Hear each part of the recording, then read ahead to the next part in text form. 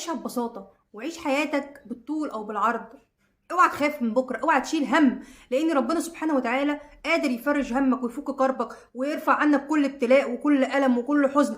خلي عندك ثقة في الله، اوعى تقلق أو اوعى تحزن، ده ربنا سبحانه وتعالى شايل لك كل خير، لأن ربنا ما بيجيبش غير كل خير. لو قعد في ابتلاء فاعلم إن الابتلاء ده أكيد بيرفع درجتك بيه، وأكيد بيختبر قوة إيمانك، وأكيد بيشوفك هتصبر على الابتلاء ولا لأ، أو على الحزن ولا لأ. فاوعوا تحزنوا واوعوا تزعلوا، ابشروا، وان شاء الله كل اللي جاي خير وفرج من عند ربنا سبحانه وتعالى.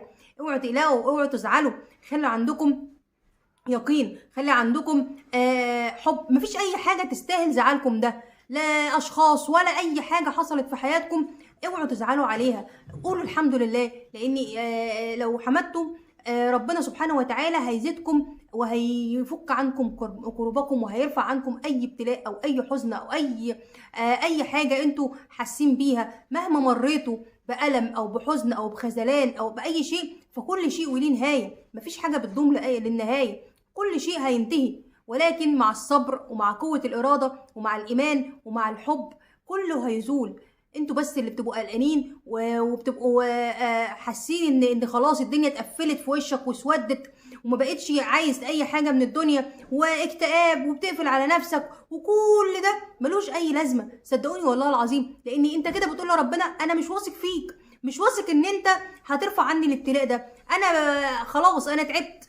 فده مش صح. يبقى احنا الصح ان احنا نطمن ونعيش حياتنا عادي ومن غير قلق ومن غير خوف ومن غير توتر، لان القلق ده اضراره كتير جدا. هتدخل نفسك في مشاكل صحيه ومشاكل نفسيه، وهتدخل نفسك في ألاعيب بقى من الشيطان، ويضحك على عقلكم ويقول لكم ده ربنا كرهكم، ده ربنا مش بيحبكم، ده ربنا عايز لكم مش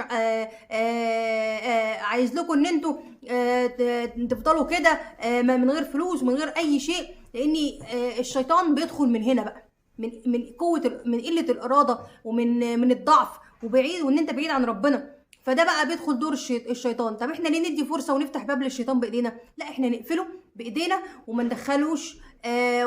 واول ما نلاقي حد الشيطان بيوسوس لينا نقول نستعيذ بالله من الشيطان، ونقوم نصلي ركعتين ونحمد ربنا وندعي ربنا ان ربنا يفك كربنا وان يقف جنبنا ويسترها معانا. اهم حاجه يا جماعه طول ما احنا مستورين وطول ما احنا بخير وولادنا بخير وحياتنا متيسره والدنيا تمام، مش مشكله لو قابلتنا شويه مطبات كده في الدنيا، مصاعب، شويه قله رزق، فده كله ربنا بيختبرنا بيه، لان ربنا سبحانه وتعالى بيحبنا، بيحب عبده، علشان كده بيبتليه. من احب عبدا ابتلاه.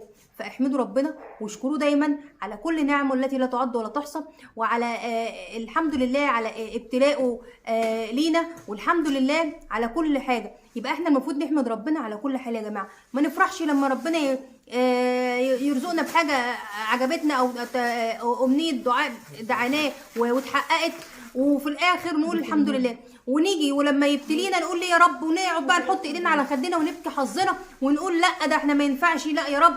ربنا ما بيتلمش، ربنا بيتحمد ويتشكر على السراء والضراء. فالحمد لله على كل حال، ابشروا.